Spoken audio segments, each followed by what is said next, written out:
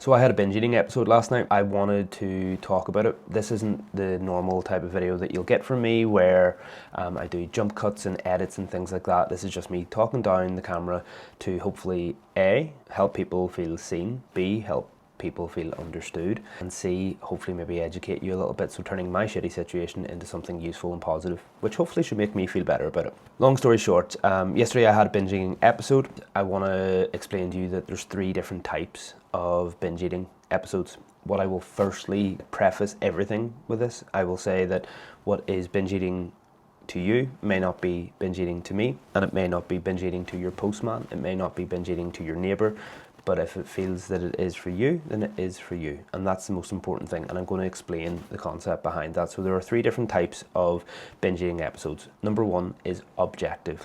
That is an objectively large amount of food. We're talking thousands upon thousands of calories. We're talking multiple meals in one sitting. Objectively, no one can argue that that was a binge. That's not what happened to me last night. Second one is subjective binge A. And what that is when subjectively the person feels as if they were not in control. It's linked to dissociation, it's linked to being numb, it's linked to like a self-defense mechanism where your body and your brain kind of just switch off, where it's almost, some people call it or refer to it as like an out-of-body experience where you're almost looking at yourself eating this food, but you can't stop yourself. That's what happened to me last night, and I'll speak about that in a second. And then the third type of binge eating is subjective binge eating B. And what that is when subjectively the individual has a eating episode where it is more than what they would normally eat. It's not quite objective because it's not like monstrous amounts of food. It's also not subjective A because they know what's happening, they're thinking through it, but they still do it. Like an example of that would be like if you normally sit down to 2 or 3 slices of pizza, you end up having 7, 8 or 9 slices of pizza. Not objectively large, so it's not like you're eating 3 pizzas, it's not like a objective binge, but it's also way more than what you would normally eat. And it's not the case that you were disassociating. There are 3 different types. You have objective, subjective A, and subjective B. For me, I had subjective A.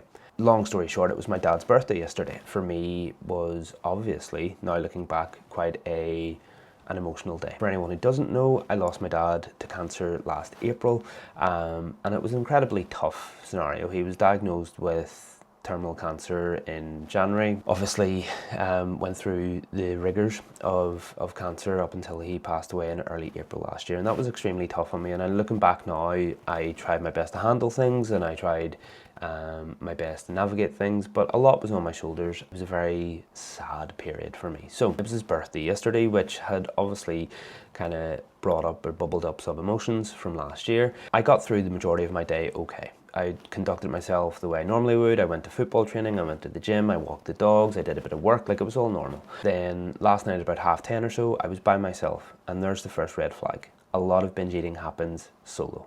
A lot of binge eating happens in isolation. A lot of binge eating happens behind closed doors. I ended up having a bowl of cereal before I went to bed. Now, you might be thinking to yourself, bowl of cereal, that's not a binge. Remember the part where I said earlier on about subjective. What is for me is not for you, what is for you is not for me, and that's okay. Here's the point where it became a binge though. It wasn't the first bowl. The first bowl's okay, that's fine. But I instinctively, as soon as I finished that first bowl, got up and went and filled another big bowl. Didn't think about it, didn't need it, didn't actually want it. It just happened. And that's what made me wake up this morning and go, oh, I had a binge eating episode last night. It's important to acknowledge that these things happen. It is important not to dwell on them and not to sit on them and not to beat yourself up or lambast yourself. It's important to make sure that you are using it as a learning tool and moving forward. In fact, that's what I'm doing with this video. I'm documenting it for me so that I talk through it, and hopefully someone finds a little bit of use out of that as well. But yeah, that's my situation. I had a binge eating episode last night. I understand why it happened. I understand the crux of it now, that I've taken half an hour to sit down today and think through it and talk through it. And hopefully now I will use this as a learning tool moving forward. I'm very proud of my recovery. I'm very proud of how I have managed to take myself from binging maybe 3-4 times a week 4, 5, 6 years ago through to this being the first binge episode that I can think of happening this year maybe. And we're in the middle of July, so I'm happy enough with that.